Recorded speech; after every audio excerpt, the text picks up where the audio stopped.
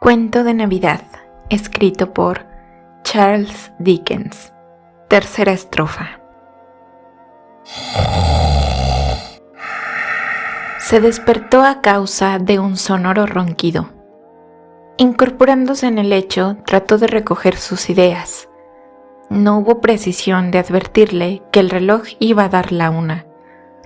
Conoció por sí mismo que recobraba el conocimiento en el instante crítico de trabar relaciones con el segundo espíritu que debía acudirle por intervención de Jacobo Marley, pareciéndole muy desagradable el escalofrío que experimentaba por adivinar hacia qué lado le descorrería las cortinas el nuevo espectro.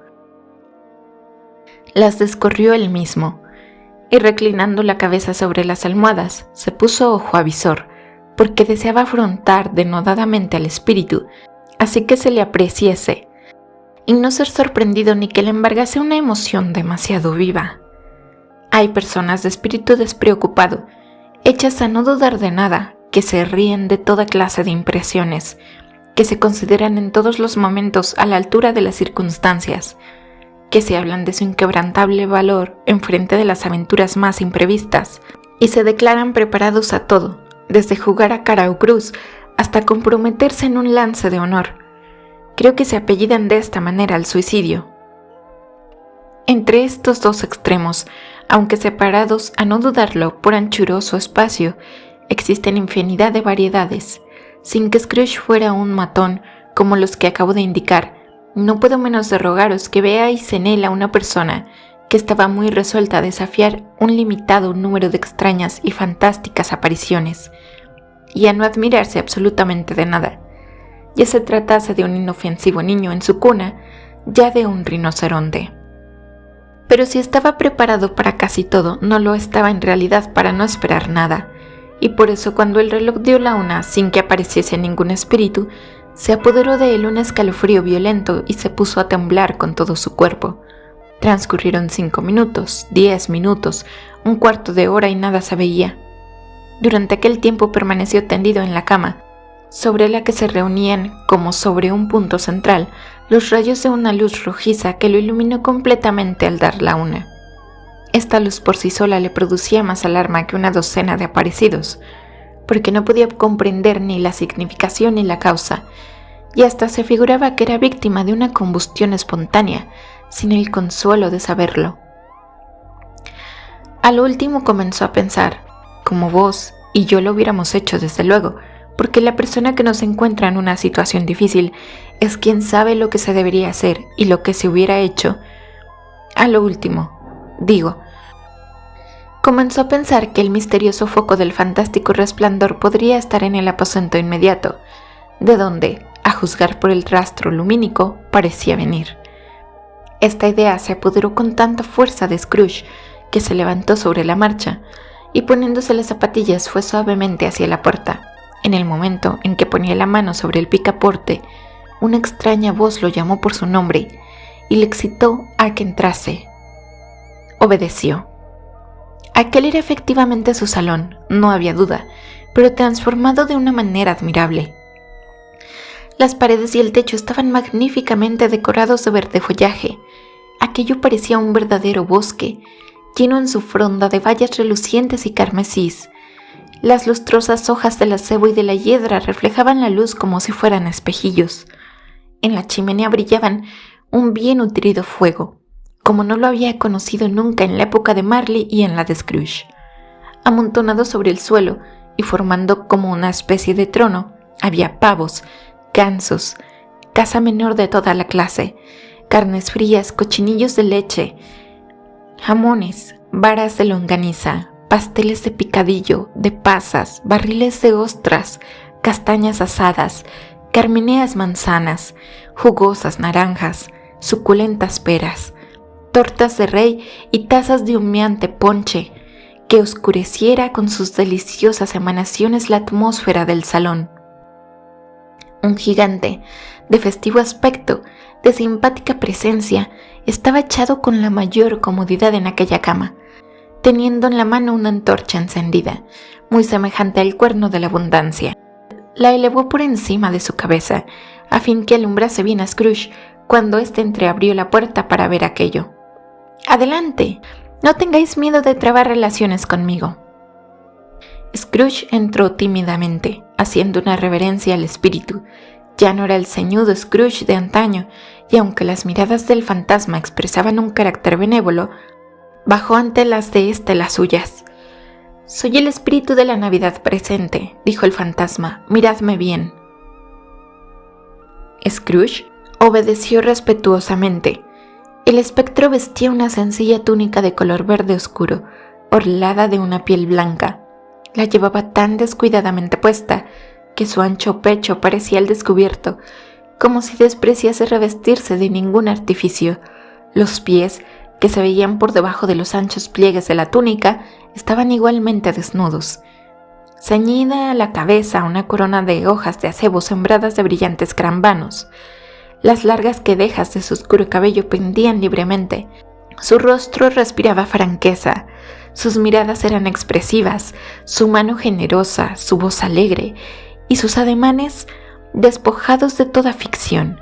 Suspendida del talle llevaba una vaina roñosa, pero sin espada. «¿No habéis visto cosa que se le parezca?», dijo el espíritu. «¿Jamás? ¿No habéis viajado con los individuos más jóvenes de mi familia? Quiero deciros, porque soy joven, mis hermanos mayores de estos últimos años». «No lo creo y aún sospecho que no. ¿Tenéis muchos hermanos?» «Más de 1800. Familia terriblemente numerosa, gigante». El espíritu de la Navidad se levantó. «Conducidme», dijo con sumisión Scrooge, «a donde queráis. He salido anoche contra mi voluntad y he recibido una lección que comienza a producir sus frutos.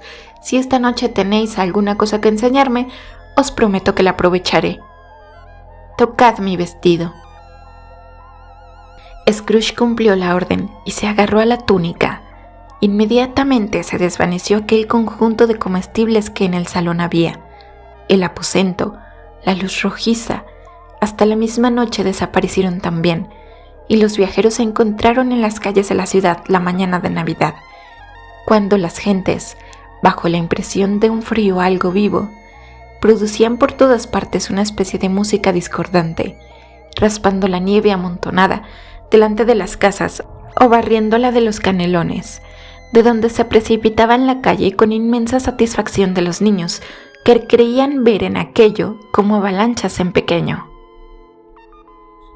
Las fachadas de los edificios, y aún más las ventanas, aparecían doblemente oscuras por la diferencia que resultaba comparándolas con la nieve depositada en los tejados, y aún con la de la calle, si bien ésta no conservaba la blancura de aquella, pues los carromatos con sus macizas ruedas la habían surcado profundamente. Los carriles se entrecruzaban de mil modos, millares de veces en la desembocadura de las calles, formando un inextricable laberinto sobre el amarillento y endurecido lodo y sobre el agua congelada. Las calles más angostas desaparecían bajo una espesa niebla, la cual caía en forma de agua-nieve, mezclada con hollín, como si todas las chimeneas de la Gran Bretaña se hubieran concentrado para limpiarse alegremente. Londres, entonces, no tenía nada de agradable, y sin embargo, se echaba de ver por dondequiera un aire de tal regocijo, que ni el día más hermoso, ni bajo el sol más deslumbrante del verano, se vería otro igual. En efecto, los hombres que se ocupaban de limpiar la nieve de los tejados parecían gozosos y satisfechos. Se llamaban unos a otros, y de rato en rato se dirigían chanceándose bolas de nieve, proyectil más inofensivo seguramente que muchos sarcasmos, riéndose cuando acertaban y aún más cuando no. Las tiendas de volatería estaban medio abiertas tan solo, la de frutas y verduras lucían en todo su esplendor. Por esta parte se ostentaban a cada año de las puertas anchurosos y redondos canastos henchidos de soberbias castañas, como ostentan sobre su vientre el amplio chaleco los panzudos y viejos gastrónomos. Aquellos canastos parecían próximos a caer, víctimas de su apoplética corpulencia. En otra parte figuraban las cebollas de España, rojas de subido color, de abultadas formas, recordando por su gordura los frailes de su patria y lanzando arrebatadoras miradas a las jóvenes que, al pasar por allí, se fijaban discretamente en las ramas de hiedra suspendidas de las paredes. Más allá, en apetitosos montones, peras y manzanas, racimos de uvas que los vendedores habían tenido la delicada atención de exponer en lugar visible, para que a los aficionados se les hiciera agua a la boca y refrescaran así gratis.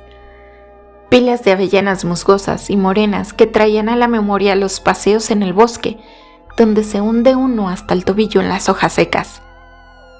Biffins de Norfolk, gruesos y oscuros, que resaltaban el color de las naranjas y de los limones, recomendables por su aspecto jugoso, para que las compraran a fin de servirlos a los postres.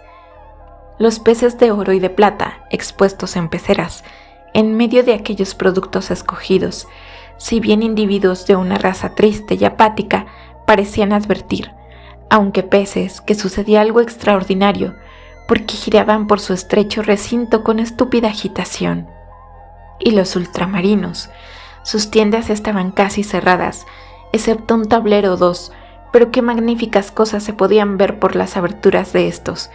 No era solamente el agradable sonido de las balanzas al caer sobre el mostrador, ni el crujido del bramante entre las hojas de las tijeras que los separaban del carrete para atar los líos, ni el rechinamiento incesante de las cajas de hoja de lata donde se conserva el té o el café para servirlo a los parroquianos. Tras, sobre el mostrador, aparecen, desaparecen, se revuelven entre las manos de los dependientes, como los cubiletes entre las de un prestidigitador.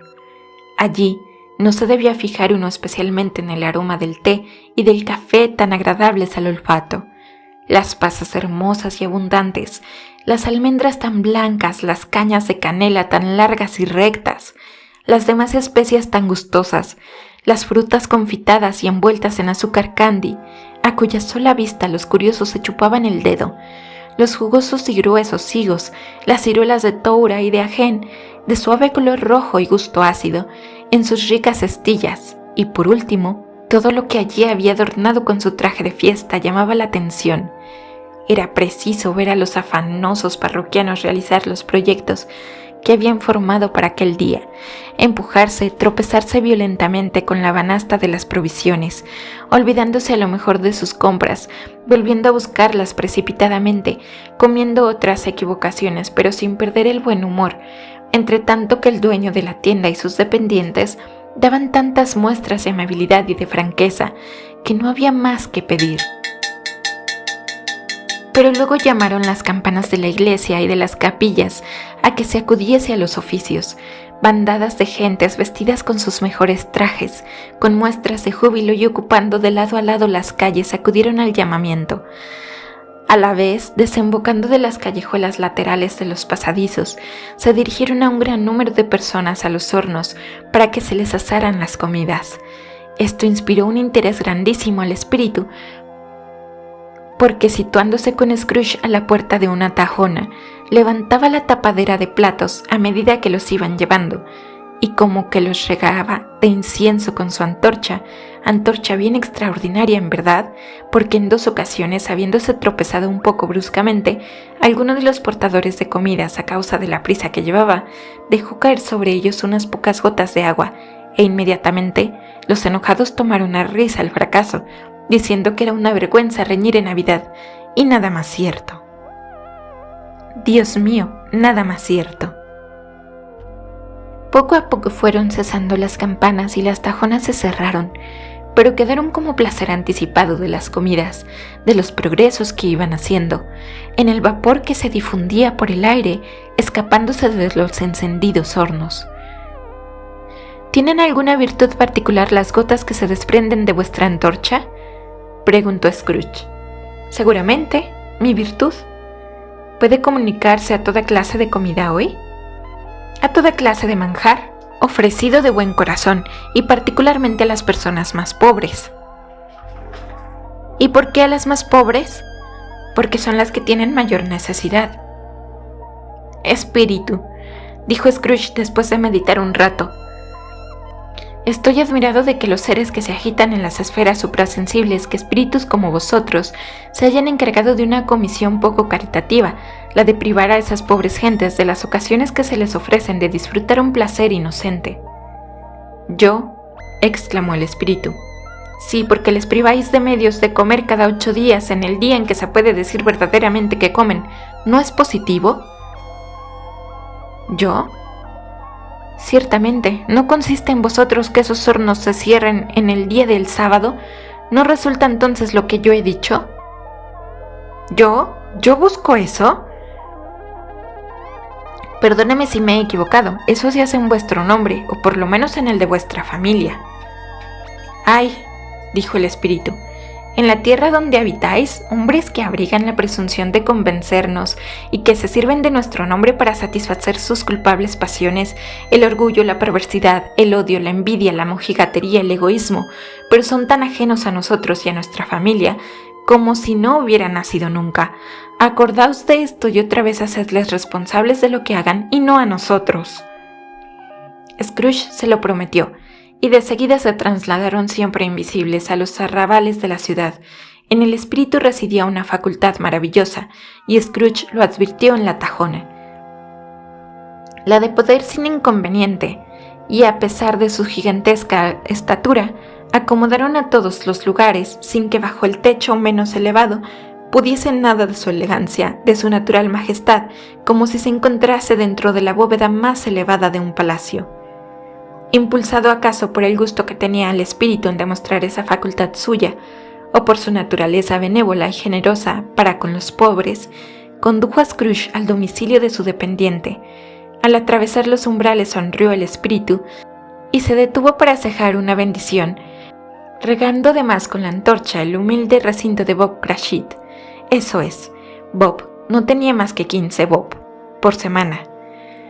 Cada sábado se le entregaban 15 ejemplares de su nombre de pila, y sin embargo, no por eso dejó el espíritu de la Navidad de bendecir aquella pobre morada compuesta de 4 aposentos. Entonces se levantó Mistress Cratchit, mujer de Cratchit, vestida con un traje vuelto, pero en compensación adornada de muchas cintas muy baratas, de esas cintas que producen tan buen efecto no obstante lo poquísimo que valen. Estaba disponiendo la mesa ayudada de Belinda Cratchit, el mayor de los hijos. Metía su tenedor en la marmita llena de patatas y estiraba cuando le era posible su enorme cuello de camisa, no precisamente su cuello, sino el de su padre, pues éste se lo había prestado en honor de la Navidad a su heredero presuntivo, quien, orgulloso de verse tan acicalado, ansiaba lucirse en el paseo más concurrido y elegante. Otros 2 pequeños Cratchit, niño y niña, penetraron en la habitación, diciendo que habían olfateado el pato en la tajona y conocido que era el de ellos. Engolosinados de antemano con la idea de la salsa de cebolla y salvia, rompieron a bailar en torno a la mesa, ensalzando hasta el firmamento la habilidad de Maese Cratchit. El cocinero de aquel día, en tanto que este último, tieso de orgullo a pesar de que el abundoso cuello amenazaba ahogarle, atizaba el fuego para ganar el tiempo perdido, hasta hacer que las patatas saltasen al cocer, a chocar con la tapadera del perol, advirtiendo con esto que estaban ya a punto para ser sacadas y peladas. «¿Por qué se retrasará tanto vuestro excelente padre?», dijo Mistress Cratchit, «y vuestro hermano Tin y Marta. El año pasado vino media hora antes». «Aquí está Marta, madre», gritó una joven que entraba en aquel momento. «Aquí está Marta, madre», gritaron los 2 jóvenes Cratchit. «¡Viva! Si supieras, Marta, qué pato tan hermoso tenemos». «Ah, querida hija, que Dios te bendiga. ¿Qué tarde vienes?», dijo Mistress Cratchit, abrazándola una docena de veces y desnudándola con ternura del mantón y del sombrero. «Ayer teníamos mucho trabajo, madre, y ha sido preciso entregarlo hoy por la mañana».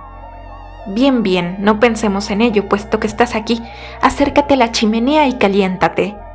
«No, no», gritaron los 2 niños. «Ahí está padre. Marta, escóndete». Y Marta se escondió. A poco hicieron su entrada el pequeño Bob y el padre Bob, con un tapaboca que le colgaba a lo menos 3 pies por delante, sin contar la franja. Su traje, aunque raído, estaba perfectamente arreglado y cepillado para honrar la fiesta. Bob llevaba a Tiny Tim en los hombros, porque el pobre niño, como raquítico que era, tenía que usar una muleta y un aparato en las piernas para sostenerse.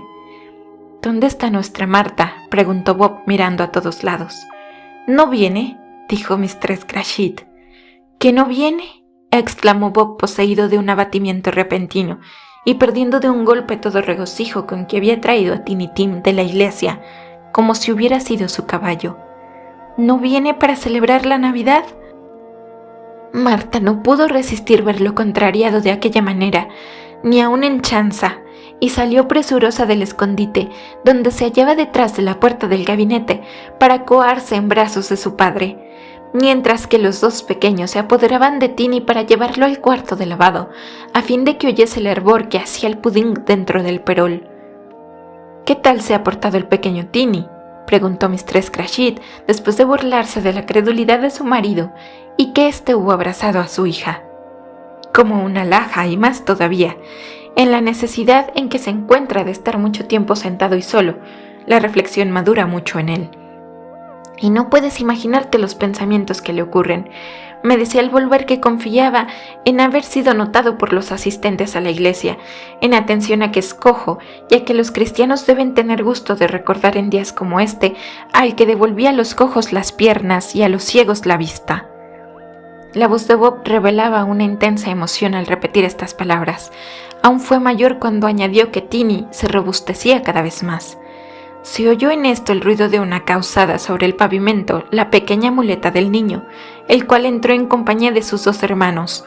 Bob, recogiéndose las mangas como si pudieran, pobre mozo, gastarse más, compuso con ginebra y limones una especie de bebida caliente, después de haberla agitado bien en todos sentidos, mientras que su hijo Pedro y los dos más pequeños, que sabían acudir a todas partes, iban a buscar el pato, con el cual regresaron muy pronto, llevándolo en procesión triunfal. A juzgar por el alboroto que produjo la presentación, se hubiera creído que el pato es la más extraña de las aves, un fenómeno de pluma con respecto al cual un cisne negro sería muy poca cosa vulgar, y en verdad que tratándose de aquella pobre familia, la admiración era muy lógica. Mistress Crachit hizo hervir la pringue. Preparado con anticipación, el heredero Crachit mojó las patatas con un vigor extraordinario. Miss Belinda azucaró la salsa de manzanas. Marta limpió los platos. Bob hizo sentar a Tiny en uno de los ángulos de la mesa, y los Crachit más pequeños colocaron sillas para todo el mundo, sin olvidarse por supuesto de sí mismos, y una vez preparados se metieron las cucharas en la boca para no caer en la tentación de pedir el pato antes de que se les correspondiera el turno. Por fin llegó el momento de poner los platos, y rezada la bendición que fue enseguida de un silencio general, Mistress Crachit, recorriendo cuidadosamente con la vista la hoja del cuchillo de trinchar, se preparó a hundirlo en el cuerpo del pato. Apenas lo hubo hecho, apenas escapó el relleno por la abertura, murmulló de satisfacción, se levantó por todas partes, y hasta el mismo Tiny, excitado por sus hermanos más pequeños, golpeó con el mango de su cuchillo la mesa y gritó: «¡Hurra!». «Nunca», dijo Bob, «se había visto un pato igual. Su sabor, su gordura, su bajo precio, lo tierno que estaba fueron el texto comentado de la admiración universal. Con la salsa de manzanas y el puré de patatas hubo bastante para la comida de todos ellos». Mistress Crachit, notando un pequeño resto de hueso, dijo que no se habían podido comer todo el pato. La familia entera estaba satisfecha, particularmente los pequeños Crachit, ambos llenos hasta los ojos de salsa de cebollas. Una vez cambiados los platos por Miss Belinda, su madre salió del comedor, pero sola, pues la emoción que le dominaba por el importante acto que iba a cumplir requería que no la molestasen testigos. Salió para servir el pudding.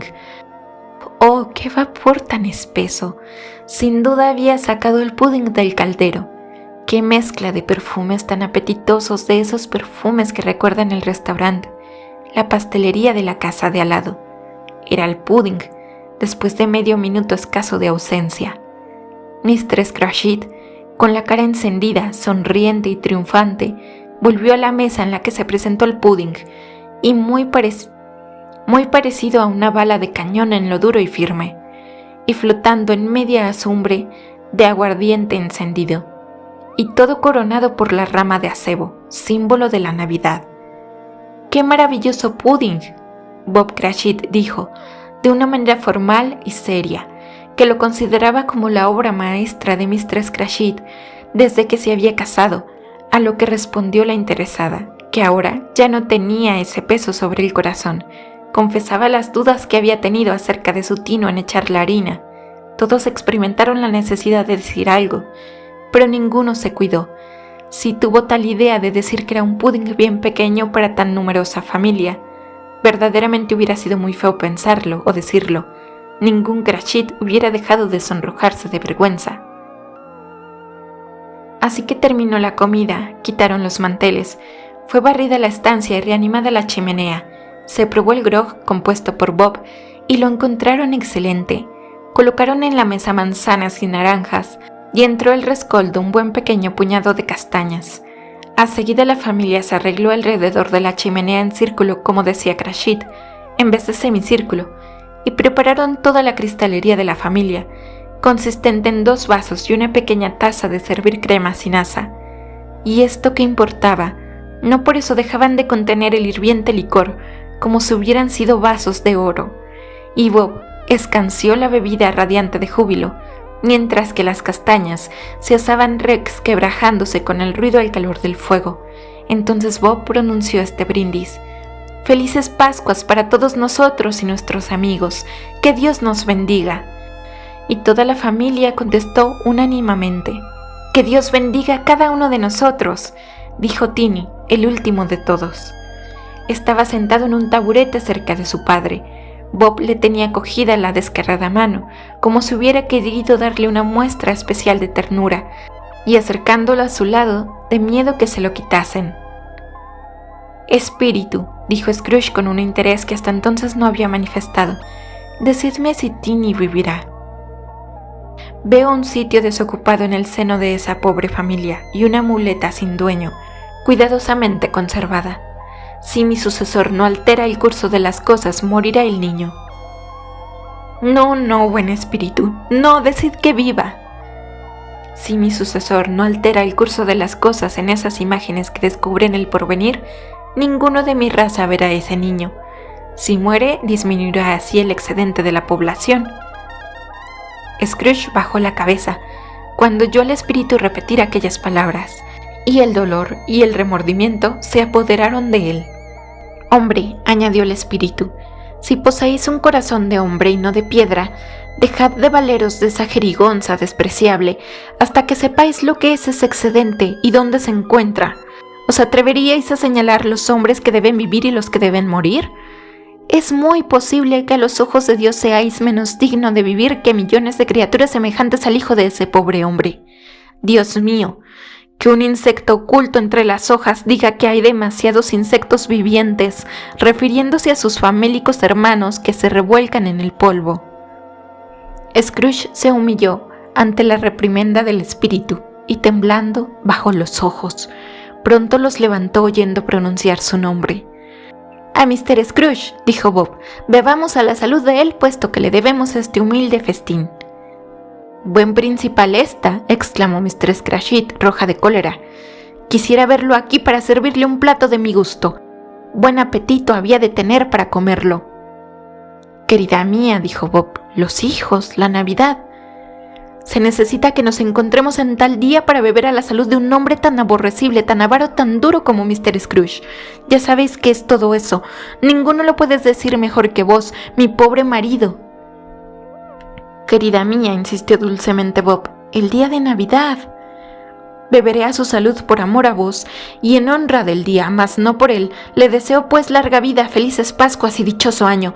He aquí con qué dejarlo bien contento, pero lo dudo». Los niños secundaron el brindis, y esto fue lo único que no hicieron de buena gana en aquel día. Tiny bebió el último, pero hubiese dado su brindis por un perro chico. Scrooge era el vampiro de la familia. Su nombre anubló la satisfacción de aquellas personas pero fue cosa de 5 minutos. Pasados estos y desvanecido el recuerdo de Scrooge, Bob anunció que ya le habían prometido colocar a su hijo mayor con algo más de 5 chelines por semana. Los pequeños Cratchit rieron como locos, pensando que su hermano iba a tomar parte en los negocios, y el interesado miró con aire meditabundo. Y por entre los picos del cuello de la camisa al fuego, como si ya reflexionase acerca de la colocación que daría a una renta tan comprometedora. Marta, pobre aprendiz de un establecimiento de modista, refirió la clase de obra que tenía que hacer y las horas que necesitaba trabajar sin descanso, regocijándose con la idea de que al siguiente día podría permanecer más que de costumbre en el lecho. Añadió que acababa de ver a un lord y una condesa, aquel de misma estatura que Pedro, con lo que éste se levantó tanto el cuello de la camisa que casi no se le veía la cabeza. Durante la conversación las castañas y el grog circulaban de mano en mano, y Tiny cantó una balada relativa a un niño perdido entre las nieves. Tiny poseía una vocecita lastimera, y lo hizo admirablemente por quien soy. En todo aquello no había ciertamente nada de aristocrático. Aquello no era una hermosa familia. Ninguno de ellos estaba bien vestido. Tenían los zapatos en mal uso y hasta Pedro hubiera podido con su traje hacer negocio con un ropavejero. Sin embargo, todos eran felices y vivían en las mejores relaciones, satisfechos de su condición. Cuando Scrooge se separó de ellos, se manifestaron más alegres de cada vez, gracias al benéfico influjo de la antorcha del espíritu. Así es que continuó mirándolos hasta que se desvanecieron, y especialmente a Tiny Tim. Había llegado la noche oscura y lóbrega. Mientras Scrooge y el espíritu recorrían las calles, la lumbre chisporroteaba en las cocinas, en los salones, en todas partes, produciendo maravillosos efectos. Aquí la llama vacilante dejaba ver los preparativos de una modesta, pero excelente comida de familia, en una estancia que preservaban del frío de la calle por medio de espesos cortinajes de color rojo oscuro. Por allá, todos los hijos de la casa, desafiando la temperatura, salían al encuentro de sus hermanas casadas, de sus hermanos, de sus tíos, de sus primos, para anticiparse a saludarlos. Por otras partes, los perfiles de los convidados se divisaban a través de los visillos. Una porción de hermosas jóvenes, encapuchadas y calzadas de fuertes zapatos, hablando todas a la vez, se dirigían apresuradamente a casa de su vecina, infeliz del célibe. Las astutas hechiceras lo sabían perfectamente, que las viese entonces penetrar en la casa con los semblantes coloreados por el frío. A juzgar por el número de personas que se dirigían a las reuniones, se hubiera podido decir que no quedaba nadie en las casas para dar la bienvenida, pero no sucedía así. En todas partes había amigos que aguardaban con el corazón bien alegre y las chimeneas bien repletas de fuego. Por eso se veía el espíritu arrebatado de entusiasmo y que, descubriendo su ancho pecho y abriendo su dadivosa mano, flotaba por encima de aquella multitud, derramando sobre las gentes su pura y cándida alegría, hasta los humildes faroleros, acelerándose delante de él, marcando su trabajo con luminosos puntos a lo largo de las calles, hasta los humildes faroleros, ya vestidos para ir a alguna reunión, se reían a carcajadas cuando el espíritu pasaba cerca de ellos, por más que ignorasen lo próximo que lo tenían. De repente, sin que el espíritu hubiera dicho nada a su compañero, en preparación para tan brusco tránsito, se encontraron en medio de un lugar pantanoso, triste, desierto y sembrado de grandes montones de piedras, como si allí hubiera un cementerio de gigantes. El agua circulaba por todas partes, y no se ofrecía para ello otro obstáculo que el hielo que la sujetaba prisionera. Aquel suelo no producía más que musgo, retama y una hierba mezquina y ruda. Por el horizonte y en la dirección del oeste, el sol poniente había dejado un rastro de fuego de un rojo vivísimo que iluminó por un momento aquel lugar de desolación, como si fuese la mirada brillante de un ojo sombrío, cuyos párpados se cerrasen poco a poco, hasta que desapareció completamente en la oscuridad de una densa noche. ¿En dónde estamos?, preguntó Scrooge. Estamos donde viven los mineros, los que trabajan en las entrañas de la tierra, contestó el espíritu. Ya me reconocen, mirad. Brilló una luz en la ventana de una pobre choza, y ambos se dirigieron hacia aquel lado, Penetrando a través del muro de piedras y tierra que constituía aquel mísero albergue, vieron una numerosa y alegre reunión en torno de una gran fogata. Un bueno viejo, su mujer, sus hijos, sus nietos, sus bisnietos, estaban congregados allí vestidos con su mejor traje. El viejo, con voz que ya no podía sobreponerse al agudo silbido del viento que soplaba sobre los arenales, cantaba un villancico, muy antiguo, ya cuando él lo aprendió de niño, y los circundantes repetían de tiempo en tiempo el estribillo. Cuando ellos cantaban, el viejo se sentía reanimado, pero cuando callaban, volvía a caer en su debilidad. El espíritu no se detuvo aquí, sino que encargando a Scrooge que agarrara vigorosamente, lo transportó por encima de los pantanos. ¿A dónde? No al mar, me parece. Pues sí, al mar. Scrooge, aterrorizado, observó cómo se desvanecía en la sombra el promontorio más avanzado, el ruido de las olas embravecidas y rugientes que corrían a estrecharse con el fragor del trueno en las cavernas que habían socavado, como si en el exceso de su ira el mar tratase de minar la tierra, le ensordeció. Edificado sobre una desnuda roca que apenas salía a flor de agua y azotado furiosamente por las olas durante todo el año, se levantaba a mucha distancia de tierra un faro solitario. En el basamento se acumulaban multitud de plantas marinas, y el pájaro de las tempestades, nacido acaso de los vientos, como las algas de las aguas, revoloteaba en torno de la torre, como las olas sobre que se mecía. Hasta en aquel sitio los dos hombres, a cuyo cargo estaban la custodia del faro, habían encendido una hoguera que despedía sus luminosos rayos hasta el alborotado mar por la abertura hecha en la recia muralla, dándose un apretón con sus callosas manos. Por encima de la mesa a la cual estaban sentados se deseaban felices Pascuas, brindando con grog, el más viejo, de cutis apergaminado y lleno de costurones, como esas figuras esculpidas en la proa de los antiguos buques. Entonó con voz ronca un canto salvaje que tenía mucho de las ráfagas tempestuosas. El espectro seguía siempre sobre el mar sombrío y turbulento, siempre, siempre, hasta que en su rápida marcha, lejos ya, muy lejos de la tierra, como le dijo Scrooge, descendió a un buque, colocándose cerca del timonero a veces, otras del vigilante a proa, otras de los oficiales de guardia, visitando todas estas fantásticas figuras en los varios sitios donde debían acudir.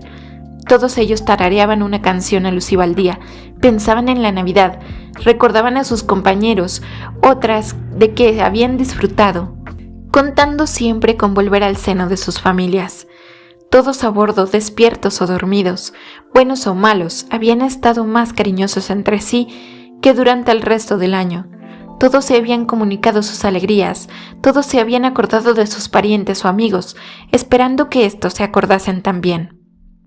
Scrooge quedó altamente sorprendido de que mientras estaba atento al estribor del huracán y se perdía en abstracciones acerca de lo solemne de semejante viaje, a través de la oscuridad, por encima de aquellos espantosos abismos, cuyas profundidades son secretos tan impenetrables como el de la muerte, llegara a sus oídos una ruidosa carcajada. Pero su sorpresa fue mayor al advertir que aquella carcajada procedía de su sobrino, el cual se hallaba en un salón perfectamente iluminado, limpio, con buen fuego y en compañía del espíritu, que lanzaba sobre el alegre joven miradas llenas de dulzura y de benevolencia.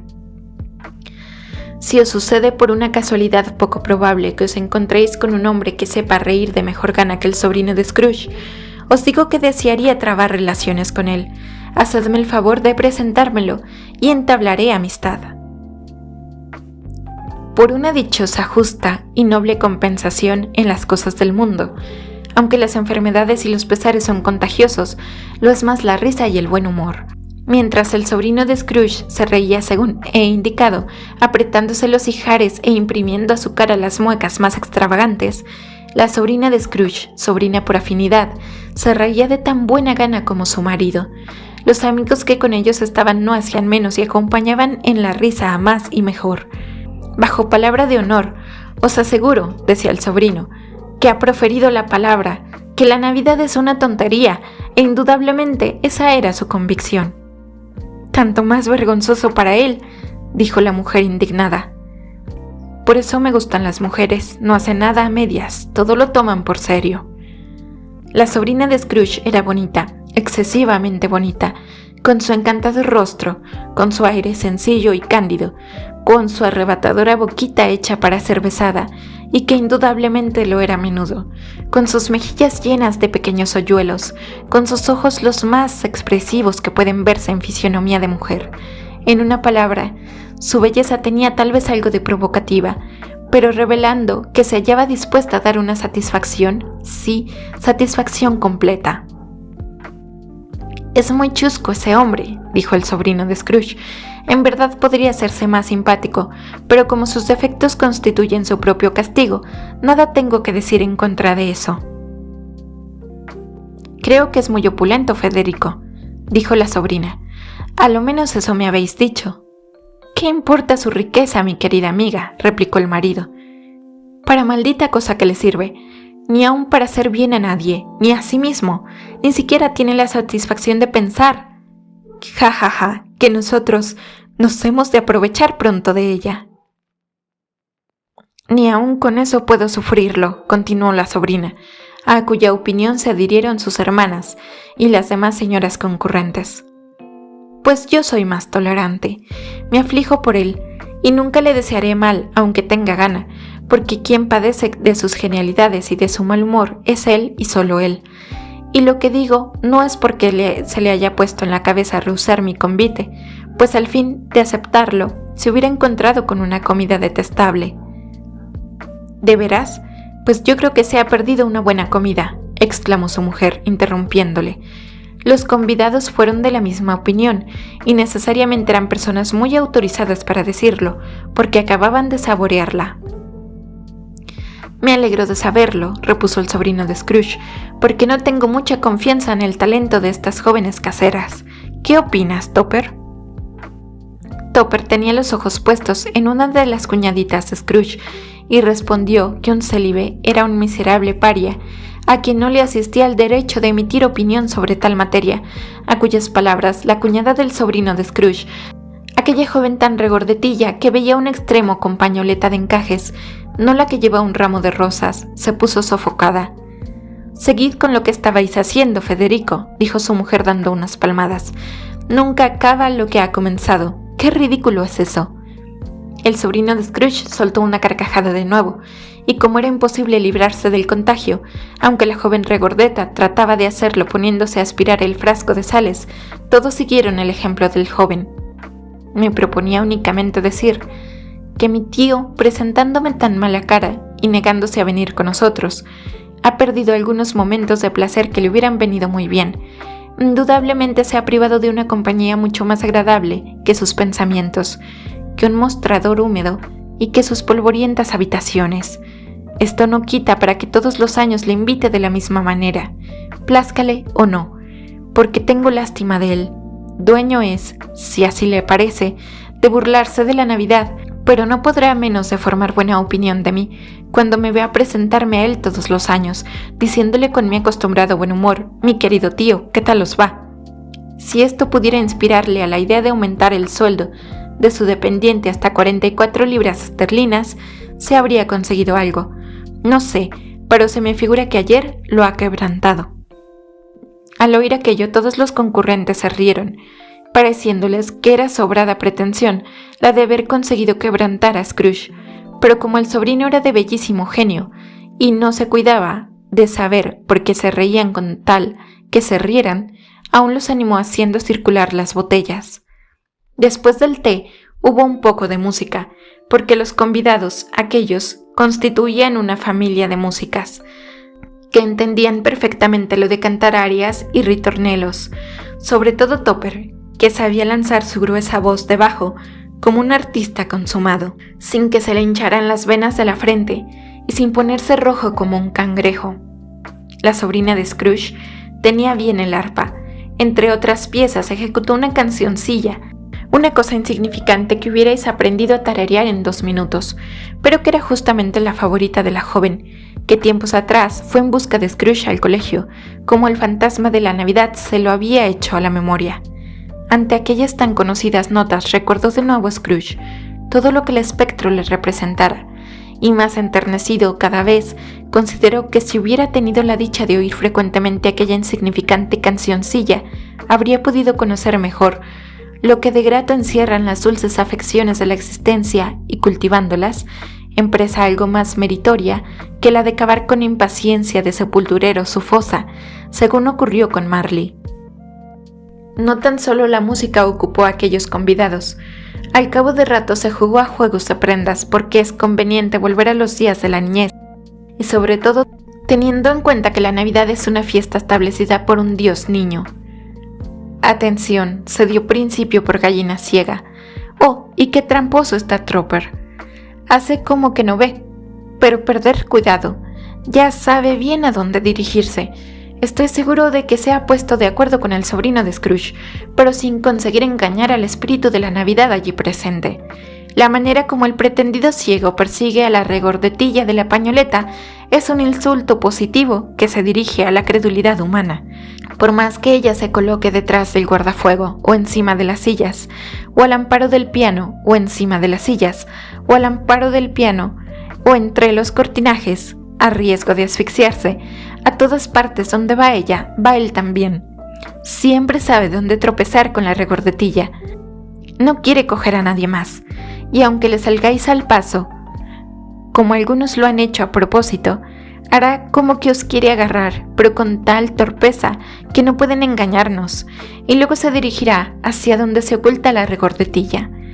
Eso no es jugar bien, dice ella huyendo cuanto puede, y tiene razón, pero a lo último, cuando él la coge, cuando a despecho de la ligereza de la joven, él logra arrinconarla de manera que no pueda escapársele, entonces su conducta es inocua. Bajo pretexto de que no sabía quién ha cogido, la reconoce pasándole la mano por la cabeza, o se permite tocar cierto anillo que ella lleva al dedo, o una cadena con la que se adorna el cuello. ¡Oh, infame monstruo! Por eso así que él deja el pañuelo a otra persona. Los dos jóvenes tienen en el hueco de la ventana, detrás de las cortinas, una conferencia particular, en la que ella le dice a él todo lo que le parece. La sobrina de Scrooge no tomaba parte en el juego. Se había retirado a uno de los rincones de la sala y allí estaba sentada en un sillón con los pies en un taburete, teniendo detrás al aparecido y a Scrooge. En los juegos de enigmas sí que participó. Era muy diestra en ellos, con gran satisfacción de su esposo, y le sentaba bien las costuras a sus hermanas, y eso que no eran tontas. Preguntádselo si no a Topper. Allí había como 20 personas entre viejos y jóvenes. Todos jugaban, hasta el mismo Scrooge, quien olvidando de todo punto que no sería dado, se interesaba en todo aquello, diciendo en voz alta el secreto de los enigmas que se proponían. Os aseguro que adivinaba muchas, y que la más fina aguja, la de marca más acreditada, la más puntiaguda, no lo era tanto como el ingenio de Scrooge, a pesar del aire bobalicón de que revestía para engatusar a sus parroquianos. El aparecido gozaba de verle en semejante disposición de espíritu, y lo contemplaba con aspecto tan lleno de benevolencia, que Scrooge le pidió encarecidamente como niño que lo tuviese allí hasta que se marcharan los convidados. «Un nuevo juego, espíritu, un nuevo juego, media hora nada más». Tratábase del juego conocido con el nombre de sí y no. El sobrino de Scrooge debía tener un pensamiento y los demás la obligación de adivinarlo. A las preguntas que le hacían, él no contestaba más que sí o no. La granizada de interrogatorios a que lo sujetaron fue causa de que hiciese muchas indicaciones, que pensaba en un animal, que era un animal vivo, adusto y salvaje, un animal que rugía, gruñía en varias ocasiones, que otras veces hablaba, que residía en Londres, que se paseaba por las calles, que no lo enseñaban por dinero, que no iba sujeto con cordón, que no estaba en una casa de fieras ni destinado al matadero, y que no era ni un caballo, ni un asno, ni una vaca, ni un toro, ni un tigre, ni un perro, ni un cerdo, ni un gato, ni un oso. A cada pregunta que le hacían, aquel tunante de sobrino daba a reír, y tan grandes eran a veces los accesos que se vio obligado a levantarse para patear de gusto. Por fin la cuñada de Recordetilla, riéndose a más no poder, exclamó: «Lo he adivinado, Federico, ya sé lo que es». «¿Qué es?» «Es vuestro tío Scrooge». ¡Scrooge! Efectivamente, había acertado. La admiración fue general. Si bien algunas personas objetaron que la pregunta ¿es un oso?, debía haberse contestado sí, tanto más cuanto que a la pregunta negativa, muchos habían dejado de pensar en Scrooge para buscar por otro lado. En medio de todo, ha contribuido muy especialmente a divertirnos, dijo Federico, y seríamos sobre todo ponderación ingratos si no bebiéramos a su salud. Cabalmente todos empuñamos ahora un vaso de ponche de vino, por lo tanto, a la salud de mi tío Scrooge. Sea, a la salud del tío Scrooge, contestaron. Felices Pascuas y dichoso año para el viejo a pesar de su genio. Él no aceptaría este buen deseo de mi parte, pero se lo tributo sin embargo, a mi tío Scrooge. Scrooge se había dejado dominar de tal modo por la hilaridad general, experimentaba tanto descanso en su corazón, que de buena gana hubiera tomado parte en el brindis, aunque nadie sabía de su presencia allí, y pronunciando un buen discurso de gracias, siquiera fuese desoído, a no ser porque no se lo permitió el fantasma. Hubo cambio de escena. Cuando el sobrino pronunciaba la última palabra del brindis, Scrooge y el espíritu emprendieron de nuevo el curso de su viaje. Vieron muchos países, fueron muy lejos, visitaron un gran número de moradas, y siempre con las mejores consecuencias para aquellos a quienes se acercaba el espíritu de la Navidad. Al aproximarse al lecho de uno, enfermo y en extranjera tierra, éste se olvidaba de su dolencia y se creía transportado al suelo patrio. Si a un alma en lucha con la suerte le infundía sentimientos de resignación y esperanza en mejor porvenir, si a los pobres inmediatamente se creían ricos, si a las casas de caridad, a los hospitales y a las prisiones, a todos estos refugios de la miseria, donde el hombre vano y orgulloso no había podido, abusando de su pequeño y efímero poder, impedir la entrada al espíritu, éste dejaba caer su bendición y enseñaba a Scrooge 1000 preceptos caritativos. Fue una noche muy larga, si es que todo esto se cumplió en una noche. Scrooge lo dudó porque a su juicio habían sido condensadas muchas navidades en el tiempo que estuvo con el aparecido. Sucedía una cosa extraña y era que mientras Scrooge conservaba incolumes sus formas exteriores, el espíritu se hacía más viejo, visiblemente más viejo.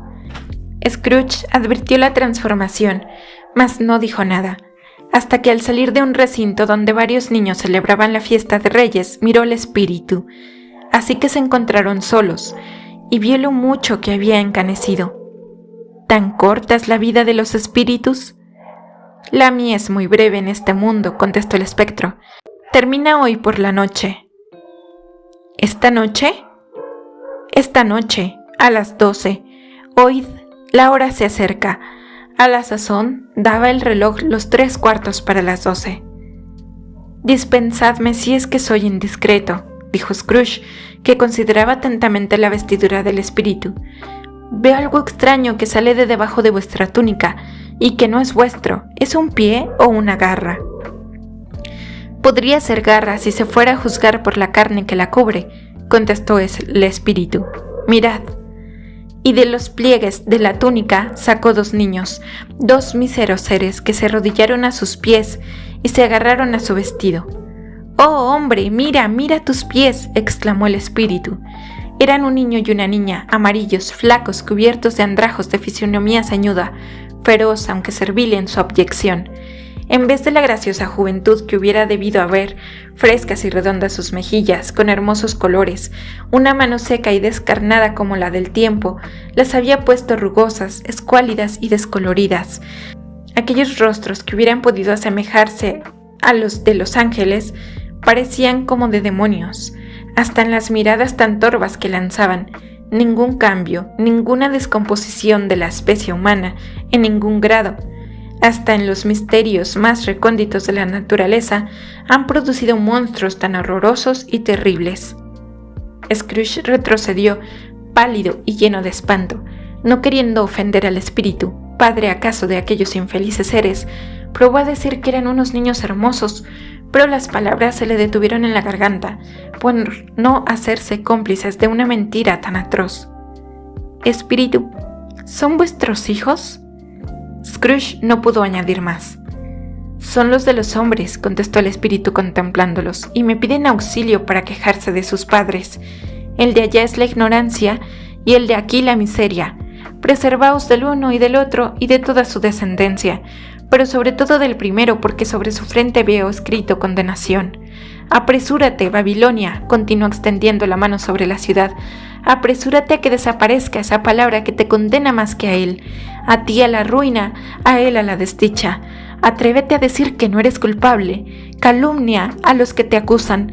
Esto puede servir a tus aborrecibles designios, pero cuidado al fin. ¿No poseen ningún recurso ni cuentan con asilo?, gritó Scrooge. ¿No hay prisiones?, respondió el espíritu devolviéndole irónicamente y por la vez postrera sus mismas frases. En el reloj daban las 12. Scrooge buscó al espectro, pero ya no lo vio. Al sonar la última campanada, hizo memoria de la predicción del viejo Marley, y alzando la vista divisó otro aparecido de majestuosa postura, envuelto en una túnica y encapuchado, que se acercaba deslizándose sobre el suelo vaporosamente.